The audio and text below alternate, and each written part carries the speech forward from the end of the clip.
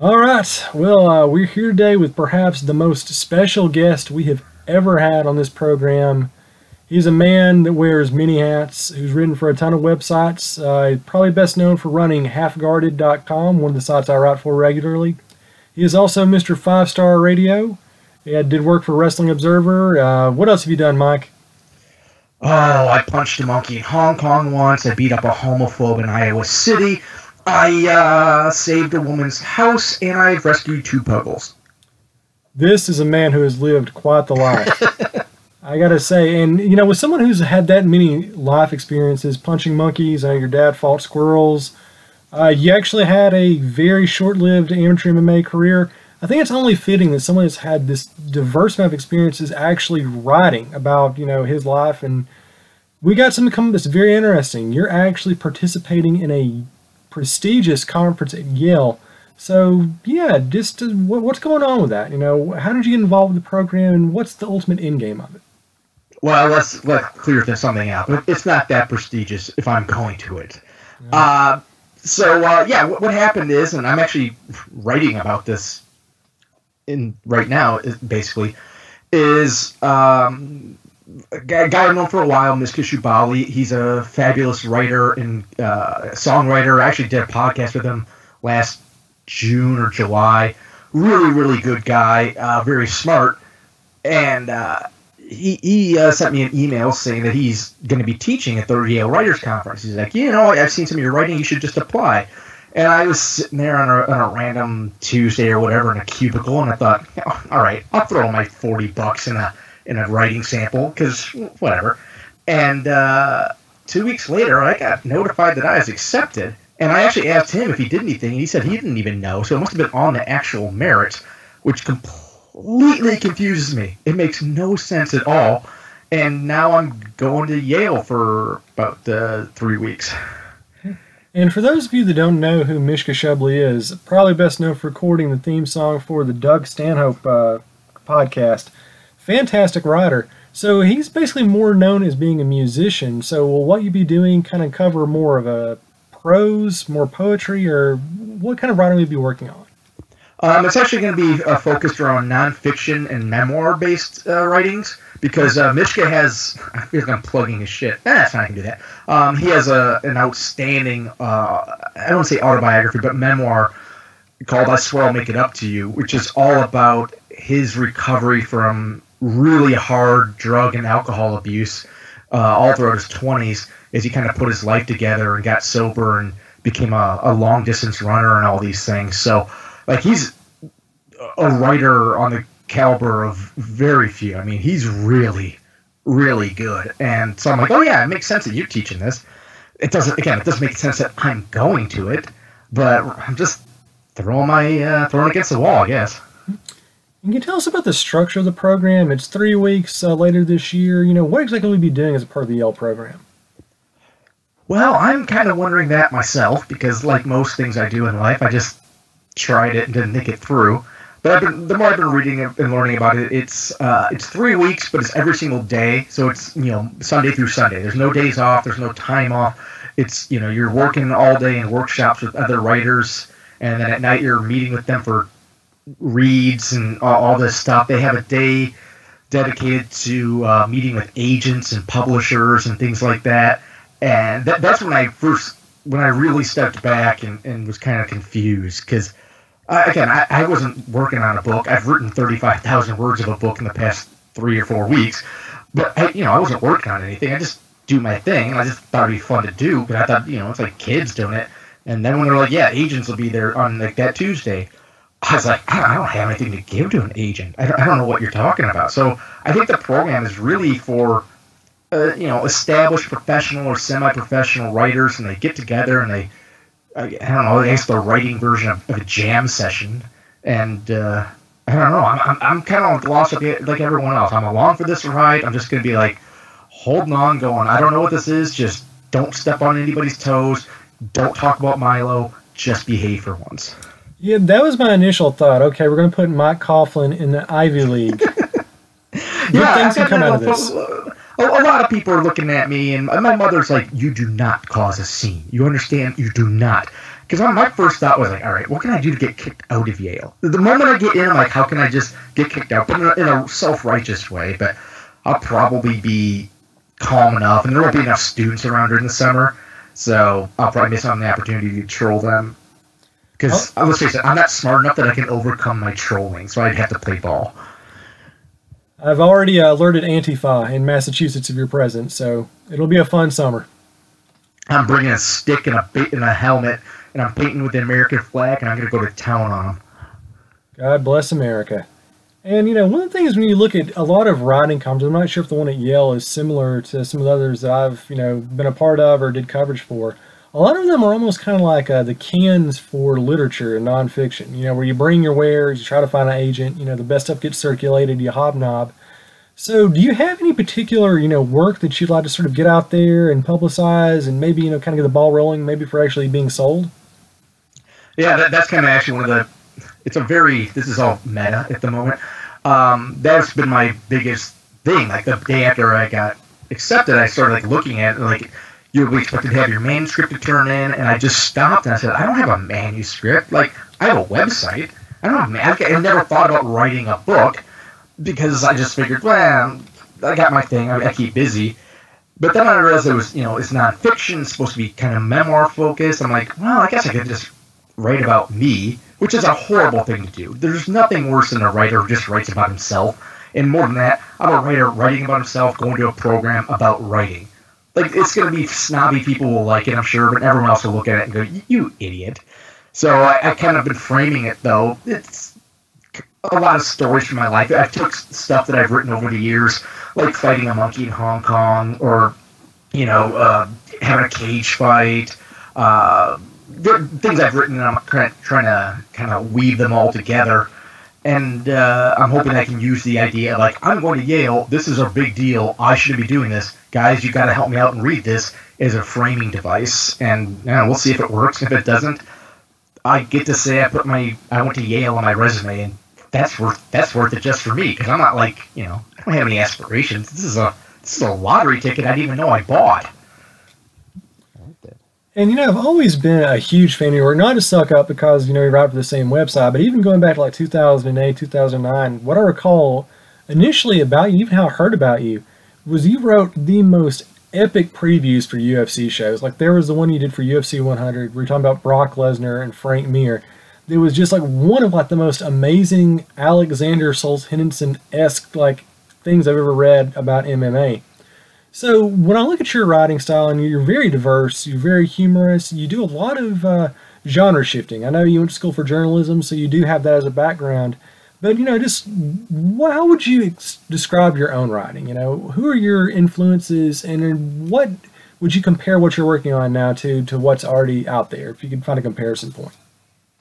Well, first of all, I appreciate the nice words, because I tried to do that. That was always like my thing. To me, it's more fun to write about the story coming up to something as opposed to I'm just going to recap it. Even now, like I don't like doing UFC recaps for the most part, because you can just watch it on your own. You can draw your own conclusions, but I can tell a story ahead of time. And so I did kind of use that as like an outlet to, I guess, try what I would call lazy fiction or whatever. As for my style and influences, it's very... I don't know, like, you said it, and I'll just take the compliment. I do try to write somewhat diverse, and I think I'm more comfortable writing what I would call a stream of consciousness, Hunter S. Thompson type of manic writing. I think I've done most of that in my life, and, like, I recently went back and saw some stuff I wrote when I was 21 for a writing class in undergrad, and it was all crap. It was just garbage. But there's one thing I wrote, which was with kind of a manic stream of consciousness style, that I'm like, oh, that wasn't bad. So I think I like being there. I think it's probably a protective thing. You know, hiding behind a joke type of writing. But I try to, you know, I don't know. To me, a lot of it's just because I come from that kind of journalism background. It was what serves the subject best. Like, I'm not going to write a comedy piece about death, but I'm not going to write a somber piece about a comedy. to me, like, I don't want to like be the guy that has to focus everything into through his worldview. To me, it's like, well, you tell the story, and for sometimes, you know, it was telling the story of what really happened or what could happen, or it could just be what I think is going to happen as far as, you know, like a fiction story goes. But to me, you move it around. You try not to pigeonhole yourself too much, and then you just cross your fingers and hope that it works. And as a person who's made most of his living in the professional writing field, I always kind of come back to the question of, you know, why do you write? Because everyone has different reasons. Some people like it because, you know, there's that George Orwell essay, you know, about why people write, saying, well, it's for political purposes, it's because you have an ego, it's because you just want to, you know, sound pretty and make poetry. So what's your individual reason for writing? You know, what is the appeal of that to you, you know, not only as a professional writer, but just as an individual? Yeah, I've been getting that one a lot lately, probably for obvious reasons. And I think about it, again, because a lot of the book I'm writing, I guess, is me thinking about writing, so I'm kind of been analyzing that question. And I've been reading people, and they'll be like, you know, I feel compelled to do it, or I have to do it, and all these things, which I guess I understand, but I don't know, to me, it's not like I have this urge to write so much as it is, well, that's just what I do. Like, I sit around and I think of things and I want to express myself. To me, words are everything. I'm really good at it, I think, well, compared to my math skills or something like that. And I don't know, to me, like, I got an idea, I want to get that idea out there. Never even occurred to me to live any other way. Like, I don't have this urgent pain, I gotta, you know, address the dragon or feed the dragon or whatever. Like, I don't have any of these horrible, tormented pains and that stuff, you know, some, you know, Hemingway type or whatever. To me, it's just like, well, you're right. Like, if I become some great professional author, the next Salinger, okay, great. And if I don't, I'm still going to keep writing. Like, I'll just never stop because I don't know what else I would do. And what are your future plans in writing? I mean, obviously you're going to have a pretty large part of the manuscript finished by the time the Yale program's over. Do you want to take that to perhaps a publisher? Do you want to make a hard pitch to get that, you know, out there from a third party, or do you feel more like you want to go the self-publishing route? Yeah, this is all going to be really funny in hindsight someday, I'm sure. Because I have a line in the opening chapter about how I don't really know how anybody's reading this. I don't know if it's going to be, you know, published by somebody or not. Push comes to shove, I'm going to put it on my website. And so if you're reading it there, so be it. And that's kind of, honestly, like my approach. I'm going to write it, and I guess I'll talk to some agent guy or something. And if somebody like says, yeah, you're really good, you should give this a shot, I'll be like, okay, I'll polish it up, and I'll really try. But if nobody buys it, like nobody says, I'll publish that, I'll just put it on the site. It's a, you know, yes, I'd like to make money and be able to, you know, be a novelist or some shit like that for the rest of my life. But if I can't, all right, I'm just exactly where I am right now. And where I am right now isn't horrible. So all I get is a bonus with this. This is all a cherry on the top. And I just got to find out if I'm going to like the cherry or not. And of course, that brings us to the whole enchilada, the whole point of the publicity here. It's going to cost money to get you to Yale. A lot of money. It's a very semi-prestigious, as you said, sort of conference. And you do have a GoFundMe page set up. Would you like to tell us about that? You know, what are some of the reward tiers you're offering for donations? I know I have them written down on the GoFundMe thing. So, you know, I'll dedicate the book to you, or I'll name a character after you, or whatever. Honestly, I pretty much do anything people want for money. Like, I'm not really like, I don't have something to sell. I'm sure, like, everybody, like, if I can, I'll like send them all a copy of the manuscript, because I don't know what else to do. It's not like I'm making some product that can be like, you'll get a test demo. Like, no, I'm not going to give anybody like an unedited draft. Nobody would want to read that. Nobody wants to read the part where I'm writing and I put in big bold letters, "Be better right here," and then I come back to it. Like, that'd be weird. So, I mean, if people donate, that's great. Honestly, a lot of it, as cheesy as this is to say, you know, $5 donation, but somebody writes like a letter like, you know, I've always really loved your writing. It's really good. Like, whenever I hear that, I'm like, oh my gosh, I didn't know. Like, I feel really like special all of a sudden. But yeah, money helps too. So, I mean, I think it's it's on halfcredit.com. I don't know the name of the thing. It's like help pay for Yale or something like that. I don't really think people are going to really donate, but when people do, it means a lot to me because, the life of a writer is very difficult and poor, and I have to live that life now before I can go to Paris and live through, I can't say 20s, so my rest of my 30s as an ambulance driver, perhaps. Yeah, just don't shoot yourself in a bathtub and we'll be good. Yeah, if you gotta go, you gotta go. And yeah, like you were referencing earlier, I mean, you really can't discount the small donations. I mean, it worked for Bernie Sanders, and it should work for someone who actually works like you, Mr. Coughlin. Well, that is true.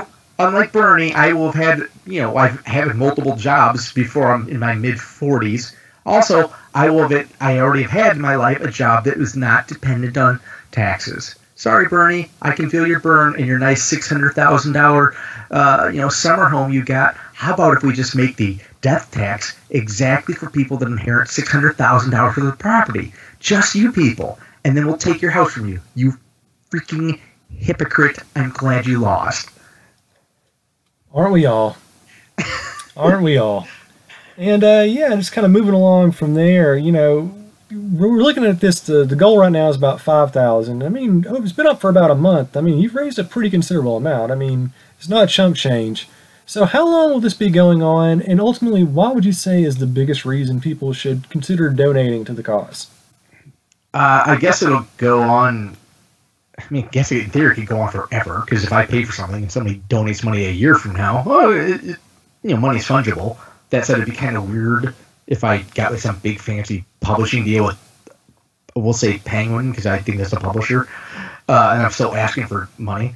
So it'll probably be gone like in 2 weeks or something when I leave. As for why people should donate,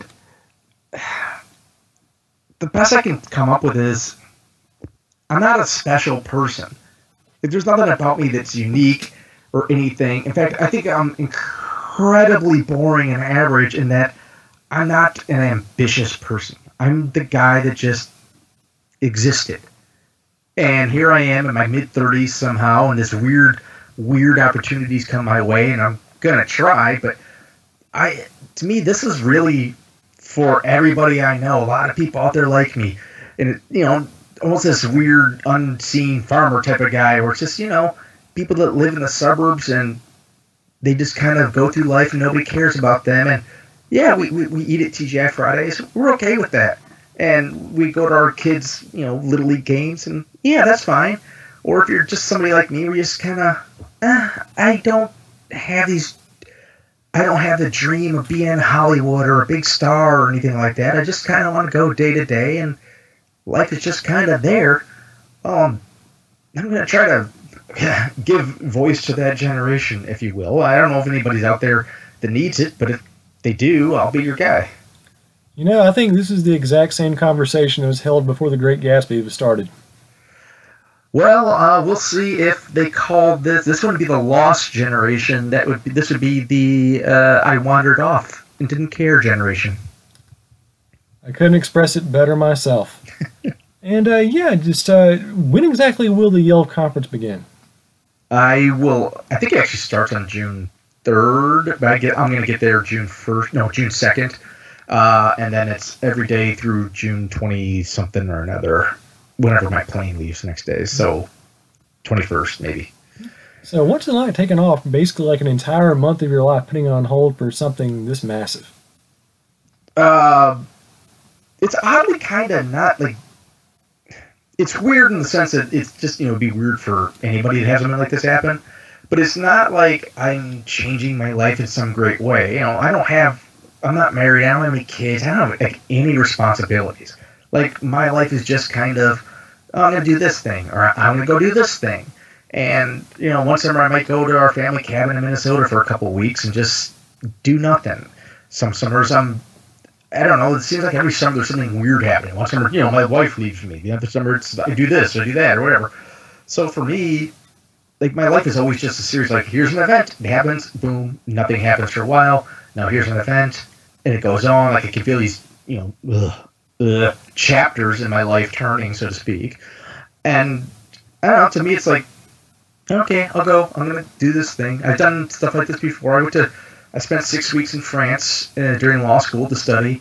I spent 3 or 4 weeks, whatever it was, the one summer in Hong Kong just to see people and do things. So, I don't know, I'm always just kind of used to these weird summer adventures, I guess.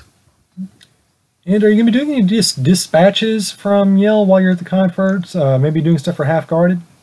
Oh, yeah. I mean, I'm contemplating if I can, like, Facebook Live the entire program nonstop.